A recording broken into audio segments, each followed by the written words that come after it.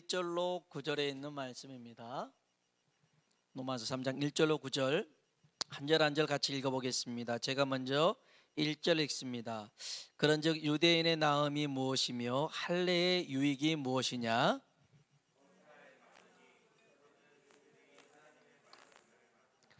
어떤 자들이 믿지 아니하였으면 어찌하리요? 그 믿지 아니함이 하나님의 믿보심을 패하겠느냐?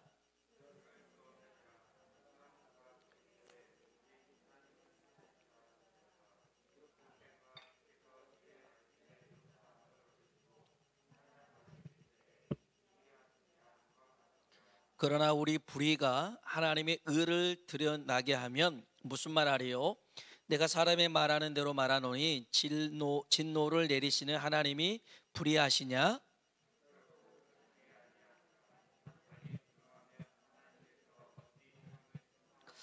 그러나 나의 거짓말로 하나님의 참되심이 더 풍성하여 그의 영광이 되었다면 어찌 내가 죄인처럼 심판을 받으리요?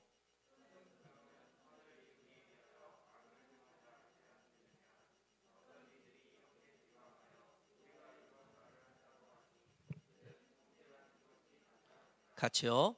그러면 어떠하냐? 우리는 나으냐? 결코 아니라 유대인이나 헬라인이나 다 죄 아래 있다고 우리가 이미 선언하였느니라. 아멘.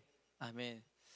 오늘 말씀은 딱 간단한데 이것을 풀어 설명하다 보면 약간 그 초점에서 논지에서 약간 흐트러질 수가 있으니까 기억했으면 좋겠어요. 모든 사람은 다 죄인입니다. 여러분이 이거를 기억하고 있어야 됩니다. 모든 사람은 다 죄인입니다. 그러기에 예수님밖에 없는 줄로 믿습니다. 여러분이 이 명제를 분명하게 가지고 있어야지만이 이제 조금 이렇게 설명하면서 격가지로 나갈 수 있는데 놓치지 않을 수 있습니다. 제가 어렸을 적에 저희 어머님이 호떡 장사를 수십 년, 십수년 해서 저한테는 항상 기름 냄새가 났어요. 그 호떡 만들면 그 식용유 있잖아요. 그 냄새가 집에도 그렇고 옷에도 그렇고 배어 있었어요. 그래서 다 이제 호떡집 아들인 거 알죠.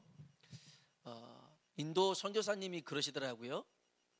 인도 땅에 이렇게 이제 비행기가 도착하면 그 공항에 도착하는 순간 그 인도의 향 냄새가 난대요.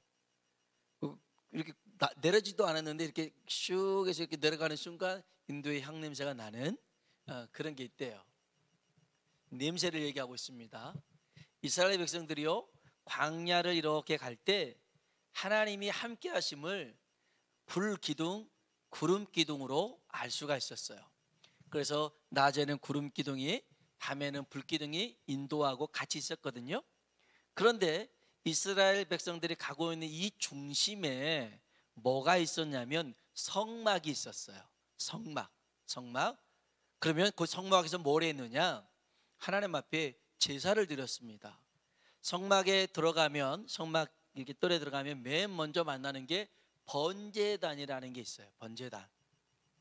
그러면 이 사람들이 이제 자기의 죄를 지고 그 죄를 하나님 앞에 속죄하기 위해서 양이든 소든 끌고 옵니다.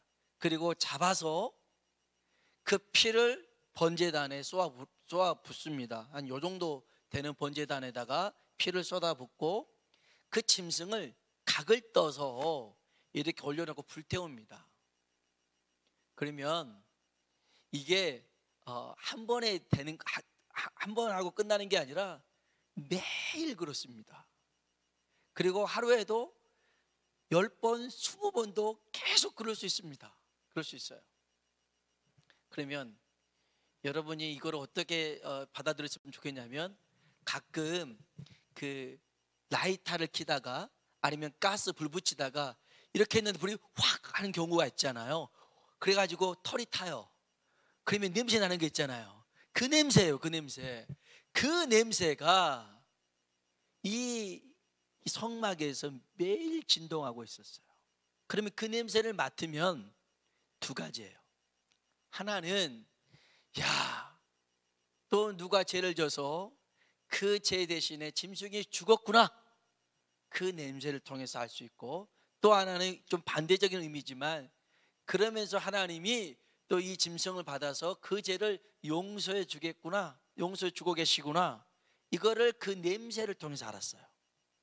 그래서 성막에서 이 피비린내와 이 짐승 타는 냄새가 진동하는 것은 거기에 있는 사람들이 기억할 때 저한테 기름 냄새가 나서 호떡집 아들이라고 한 것처럼 그 성막에서 나는 피 냄새와 이 고기 타는 냄새를 통해서 아하, 모든 사람은 뭐다?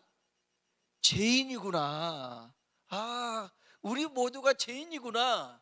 그런 것을 일깨워 주는 것이었고, 또 하나 그 죄인을 용서해 주시는 하나님의 은혜를 기억하며 사는 거였어요. 그래서 오늘 저와 여러분이 이스라엘 백성들이 40년 동안 그 광야길을 걸으면서 그 피냄새, 그 짐승 태우는 냄새를 통해서 내가 죄인이라는 사실을 늘 상기하고 살았어야 되더라는 것입니다. 오늘 이 얘기도 비슷한 얘기입니다. 로마서 1장 18절에 보면 하나님의 진노가 불의로 진리를 막는 사람들에게 나타났다라고 얘기합니다. 무슨 말이냐면 쉽게 말하면 죄의 싹은 뭐라고요? 사망입니다. 이 말입니다. 하나님의 진노가 불의로 진리를 막는 사람에게 나타났다. 하나님이 죄인들에게 반드시 그 죄값을 치르게 하신다. 죄의 싹은 사망이다라는 뜻이에요.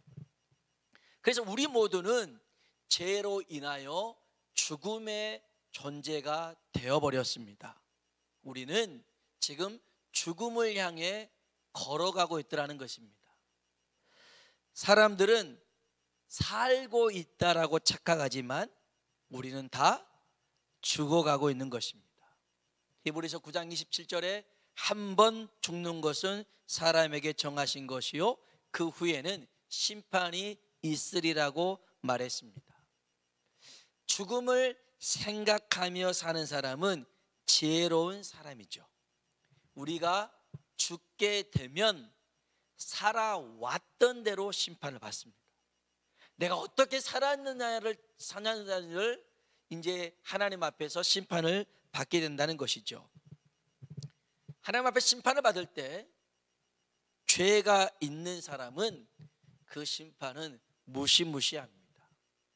그러나 죄에서 용서받은 사람은 아무리 무서운 심판이 있고 재판이 있고 진노가 있다 하더라도 떳떳할 수가 있습니다. 그래서 우리의 인생에서 가장 중요한 문제는 먹고 사는 문제가 아니라 이 죄 문제를 어떻게 해결하느냐, 그 문제가 가장 중요합니다. 로마서 1장 18절부터 오늘 읽었던 3장 9절에 있는 말씀까지 세 종류의 사람이 나오는데요, 이 세 종류의 사람 모두 다 심판받는데요. 첫 번째 종류는 어떤 사람이냐면 죄가 있는데 이 죄를 짓고도 드러나지 않는 사람들이 있습니다. 죄송합니다. 죄를 졌는데 죄가 드러난 사람들이 있어요. 이게 이제 1장 24절로 32절에 나와 있는데, 드러내놓고 도둑질하고 살인을 저지르고 남을 속이고, 저 강주에서도 막 아파트가 붕괴되는 그런 사고가 일어난 것도 제대로 하지 않고 눈속이기만 하고 날림으로 하고, 그래서 그런 일들이 일어난 거잖아요. 이런 것들이 드러나면 야, 나쁘다, 저놈 나쁜 놈이네, 법의 심판을 받아야겠네, 다 이러잖아요. 이렇게 잘못한 것이 드러난 사람들에게 심판이 있어요. 이건 누구나 다 공감해요. 잘못 저질렀으니까 벌 받아야 돼. 이런 게 1장 24절로 32절이에요. 그런데 두 번째 부류가 있어요. 죄를 드러내지 않게 숨기고 사는 사람들. 드러나지는 않았어요. 그런데 그냥 그 죄를 짓고 품고 살아가요. 죄만 안 지었을 뿐이에요. 행동으로만 옮기지 않았을 뿐이에요. 그런데 생각으로 수도 없이 많이 죽였어요. 수도 없이 많이 훔쳤어요. 수도 없이 많이 내 마음대로 그냥 상상의 나래를 폈어요.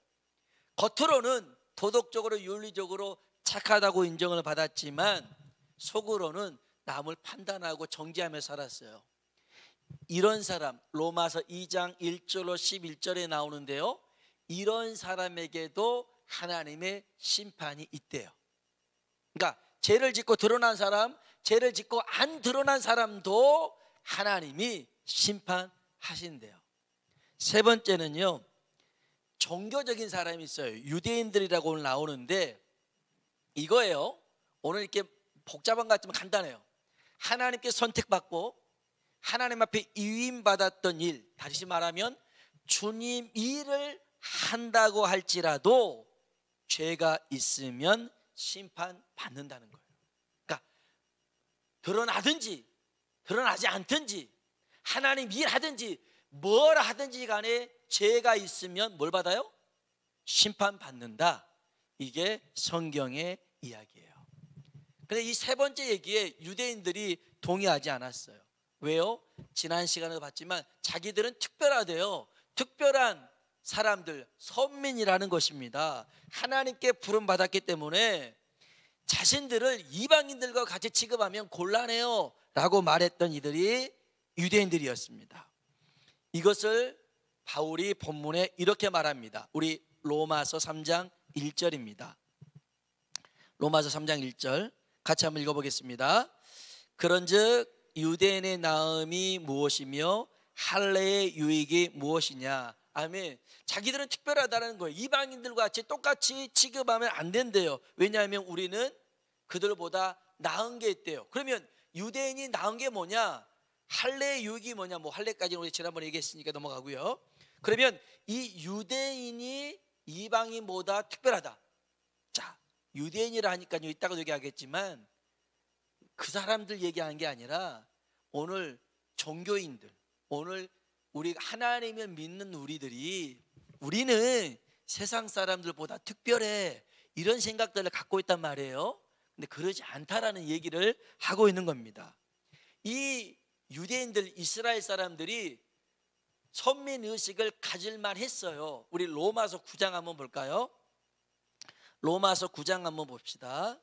로마서 9장 4절 5절 보세요. 이 이스라엘 사람들에게는 정말 우리가 갖지 못했던 특별한 것들이 많이 있었어요. 로마서 9장 4절 5절 읽어봅시다. 그들은 이스라엘 사람이라 양자됨과 영광과 언약들과 율법을 세우신 것과 조상들도 육신으로 하면 그리스도가 그들에게서 나셨으니. 아멘. 보세요. 이 유대인들 이스라엘 사람들에게는요, 하나님이 언약도 줬잖아요. 아브라함이니까 언약도 주고요, 그 다음에 율법도 주고요, 그 다음에 또 예배를 드릴 수 있게 하고요, 그 유대인들 계보를 통해서 예수님까지 태어났는 이들은 정말 상당히 훌륭한 사람들이었어요. 복을 받은 사람들이었어요. 그러기 때문에 자기들은 특별하다, 이방인들처럼 심판받은 일은 없다라고 생각했어요. 그러면서 지금부터는 말도 안 되는 궤변을 늘어놓습니다. 만일 하나님의 약속과 말씀을 우리들이 안 믿었으면, 유대인들 우리들이 안 믿었으면 어쩔 뻔했냐. 우리를 통해서 예수님이 나타났는데, 글쎄 우리가 그리스도 나타났는데 우리가 없었으면 어떻게 될 뻔했니? 라고 얘기를 하는 것입니다. 달리 말하면 자기들이 믿었기에, 잘났기 때문에 지금 구원의 사역이 있는 거 아니야? 라고 따지는 거였어요. 이게 로마서 3장 3절, 오늘 본문 말씀 3절이에요. 한번 보겠습니다. 3절 말씀 읽어볼까요? 어떤 자들이 믿지 아니하였으면 어찌하리요? 그 믿지 아니함이 하나님의 믿부심을 폐하겠느냐. 아멘. 어떤 자들이 믿지 아니하였으면 봐, 내가 믿었기 때문에, 나 때문에 이런 구원의 사역에 흐름이 있는 거야 라고 얘기를 하는 겁니다. 자, 무슨 말이냐면요, 내가 하나님의 존재를 믿었기에 하나님이 살아계시는 거야. 맞아요, 틀려요? 말도 안 되는 소리예요. 내가 믿기에 하나님은 살아계셔. 내가 안 믿으면 하나님은 안 계시나요? 계시잖아요.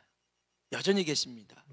내가 태양의 존재를 믿지 않는다고 해서 태양이 없어집니까?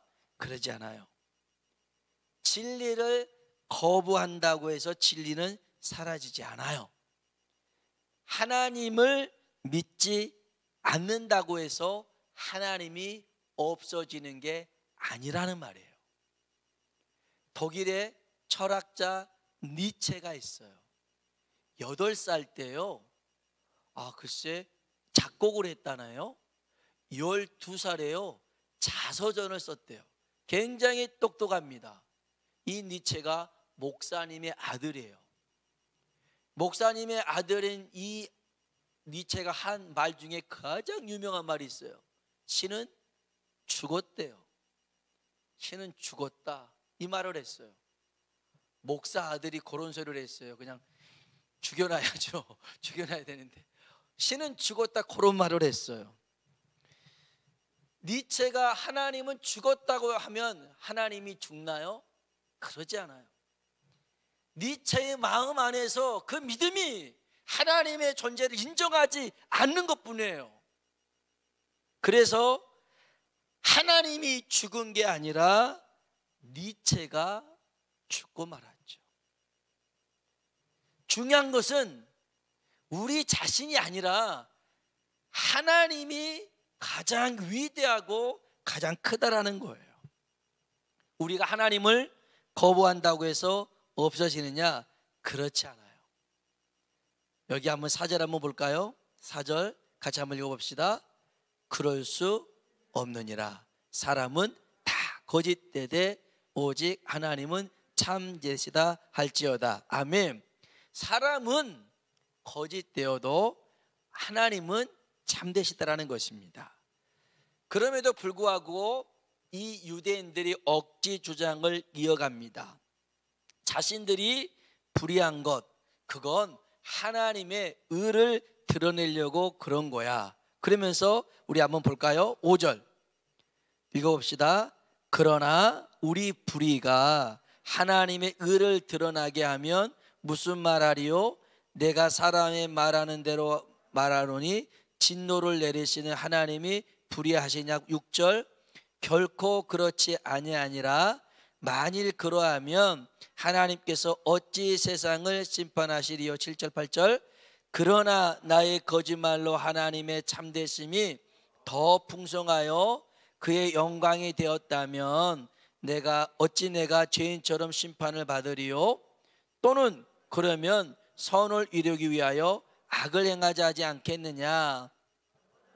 이렇게 비방하여 우리가 이런 말을 한다고 하니 그들은 정죄받는 것이 마땅하니라. 아멘. 아멘. 무슨 말이냐면 자신들이 악한 일을 했는데 그것으로 인하여 하나님의 선한 역사가 나타났다? 그러면 그거 좋은 일 아니냐라는 겁니다. 예를 들어 가룟 유다 있죠. 예수님을 은 30에 팝니다. 근데 성경에 보니까 이미 이렇게 은 30에 예수님의 팔 것이 예언되어 있었어요. 그랬는데 이 예수님을 은 30에 팔았습니다. 죽게 만들었습니다. 그때 가룟 유다가 봤지? 내가 그 예수님을 죽게 만들어서 그 구원의 예언을 이룬 사람이야, 이렇게 말한다면 이게 맞는 소리예요? 틀린 소리예요? 틀린 소리잖아요. 이건 말이 안 되는 소리예요. 가룟 유다는 하나님의 뜻을 위해서 어찌 보면 악한 도구로 쓰임 받았으나 자기 욕심에 의해서 그런 것이지, 그런 것으로 하나님의 의로움을, 하나님의 구원을 나타낸 게 아니라는 얘기예요. 아니라는 거예요. 계속 이런 소리 하는 거예요. 무슨 소리야? 정말 우리가 잘못했어도 그 잘못을 통해서 역사하신 분이 하나님 아니야? 그러니 우리도 그 구원 사역에 동참했으니 우리는 복받은 사람이야, 착각을 하고 있더라는 것입니다. 고향교회 지난번에 한번 얘기했지만 교회 그 자산이 수백억이 돼요. 근데 그것 때문에 이제 교회가 다툼이 생겼어요. 그래서 고소 고발을 하고 소송을 하고 재판도 하고 그랬어요. 그리고 이제 서로 이 교회가 갈라졌어요. 그래서 편이 갈라져서 깡패들을 불렀어요. 용역을 불렀어요, 교회에. 그리고 깡패들이 교회 앞에 딱 서요. 그리고 신원을 확인하고 교회를 들여보내주는 이런 말도 안 되는 일이 일어났어요. 교회 들어올 때 깡패한테 허락받고 들어와야 돼요. 저 2층 가요, 저 3층 가요, 딴 데 가면 안 돼요. 그렇게 들어가는 거예요. 기가 막히죠. 근데 생각을 해보세요. 그 재산이 수백억이 되니까 그런 노릇 하지. 만일 빚이, 교회 빚이 한 10억만 돼도요, 사람들 거기에서 목 안 맵니다. 다 나가버리죠. 근데 돈이 있어요. 돈이 많은 것 같아요. 그러면서 싸웁니다. 그래서 웃음거리 나버렸어요. 한 덩그러한 교회 건물인데 2층 예배, 3층 예배가 달라요. 같은 예전에는 같은 성도들이 하나로 이렇게 예배를 드렸었는데, 글쎄 이 아래 나눠지고 목회자가 달라지고 막 교회가 분열케 되었어요. 그런데 이제 이렇게 된 상황이에요. 그런데 어떤 사람이 봐, 교회 하나였는데 우리가 싸워가지고 교회가 2개 됐잖아. 그러면 잘 된 거 아니야? 이렇게 말하면 미친 거죠. 지금 유대인들이 그 얘기를 하고 있는 소리예요. 우리가 비록 잘못했어. 그런데 우리가 뭐 하나님 말씀대로 안 살아서 불의해서 하나님의 진노가 나타났지만 결과적으로 예수님이 온 거 아니야? 그러면 우리도 괜찮은 거지. 우리는 잘못이 없어 라고 말하고 있는 내용들이 이 내용이고요. 또 하나는 이들이 착각하고 있는 게 이거였어요. 나는 하나님을 알아. 나 하나님 일해. 난 하나님께 봉사하고 있거든. 난 하나님께 예배하고 있어. 그러기 때문에 내가 어떤 잘못을 해도 하나님이 다 용서해 주실 거야. 착각이라는 거예요. 우리가 헌금을 많이 하고 우리가 오랫동안 충성하고 봉사했어도 우리가 구원받은 것은, 우리가 죄에서 용서함 받는 것은 예수 그리스도밖에 없는 줄로 믿습니다. 오늘 유대인들은 이 생각에서 안 깨워지는 거예요. 자기들이 하나님께 선택받은 민족이었고 율법도 받았죠. 예배도 또 제사장 역할을 했었죠. 그러다 보니까 이거 깨트리기가 너무너무 어려운 거예요. 너무너무 어려운 거예요. 그러면서 여전히 자기에게는 종교적인 냄새가 나니까 나는 어찌됐든 간에 나는 구원받을 수 있어, 이런 착각 속에 있는 이에게 오늘 사도 바울을 통해서 아니야, 모든 사람은 다 뭐라고요? 죄인이라는 거예요.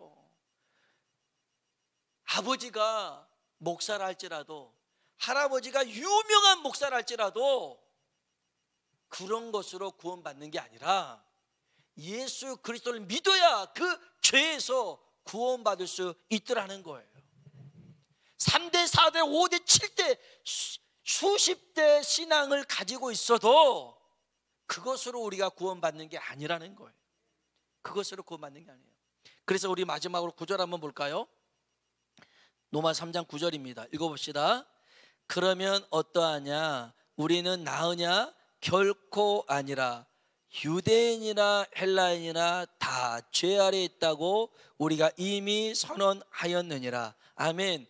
유대인이나 헬라인, 유대인이 뭡니까? 알고 죄 짓는 사람. 헬라인이 뭐예요? 모르고 죄 짓는 사람. 알고 죄 짓든 모르고 죄 짓든 간에 모든 사람은 다 죄의 속박 아래 놓여 있더라는 것입니다. 그래서 여기서 빠져나올 수 있는 사람은 아무도 없대요. 목사라 할지라도, 목사 아들이라 할지라도 거기에서 빠져나올 수 있는 사람은 없어요. 유일한 길은 오직 예수 그리스도를 믿는 길인 줄로 믿습니다. 그 보혈이 우리를 죄에서 구원하는 것입니다. 그 이름이 우리를 죄의 권세에서 벗어나게 하는 줄로 믿습니다. 그래서 어느 누구도 우리 자신에게는 소망이 없는 사람들, 그러나 예수 그리스도를 믿으면 어느 누구라 할지라도 죄에서 자유함을 얻고 구원을 얻게 된 줄로 믿습니다. 이스라엘 백성들이 애굽에서 나오는 마지막 그런 재앙이 뭐였냐면, 그들에게는, 이스라엘 백성들에게는 기적이었고 애굽 사람들에게는 재앙이었죠. 그게 뭐였냐면, 어린 양을 3일 동안 어린 양과 같이 있다가 그 어린 양의 피를 출입구에 바르면 하나님의 사자들이 애굽 온 땅을 돌아다니면서 딱 하나 봅니다. 피가 있냐 없냐. 그래서 그 피가 있는 집은 넘어가고 피가 없는 집은 들어가서 모든 처음 난 초태생들은 다 죽었더라는 거예요. 그 집 안에 누가 있냐 없냐 중요하지 않아요. 그 피가 발라졌냐 안 발라졌냐, 이게 중요합니다. 여리고에 살고 있던 라합의 집에 정탐꾼 2명이 갑니다. 숨겨둡니다. 그리고 여리고 무너질 때 자기들 살려달라고 그럽니다. 좋다, 살려주겠다. 대신 붉은 줄 하나를 줍니다. 아마 이 옷에서 푼 것 같아요. 혁띠 같은 거. 이 줄을 창문에 걸어둬라. 그리고 여리고 성의 공격하고 여리고 성이 무너질 때 이 집에 있는 사람은 다 살 거다. 그래서요, 이 2명의 정탐꾼 나가는 동시에 라합이 창문에다가 이 줄을 걸어놓습니다. 붉은 줄을 걸어놔요. 친척 가족들 다 부릅니다. 언제 어떻게 공격할지 모르니까. 그리고 이 집에 머물러요. 그래서 이 집에 머물렀던 사람들은 다 살게 되었더라는 것입니다. 그 안에 산 사람이 누구냐 따져 묻지 않았어요. 붉은 줄이 있느냐 없느냐, 피가 있느냐 없느냐, 이게 가장 중요한 거예요. 생각해봐요. 라합이 이 붉은 줄 걸어놓고 몇 날 며칠 동안 기다리면서 가장 신경 썼던 건 뭐겠어요? 붉은 줄일 거예요. 바람 불면 혹시 떠내려갈까, 날아가 버릴까, 이거 늘 바라보고 있었겠죠. 지켜보고 있었겠죠. 혹시 떨어진 거 아니야? 어디 간 거 아니야? 이 붉은 줄이 라합의 온 가족을 구원했듯이 우리를 죄에서 구원할 분은 오직 예수 그리스도밖에 없는 줄로 믿습니다. 그 얘기를 하는 겁니다. 그렇기 때문에 우리의 자랑할 건 아무것도 없어요. 에베소서 2장에 보면 우리는 다 은혜로 구원받은 줄로 믿습니다. 신앙생활 30년 40년 하고 3대 4대 걸치고 목사니까 구원받는 건 아니고, 그런 거라면 자랑할 법하죠. 야, 구원받으려면 한 7대는 신앙생활 해야 돼.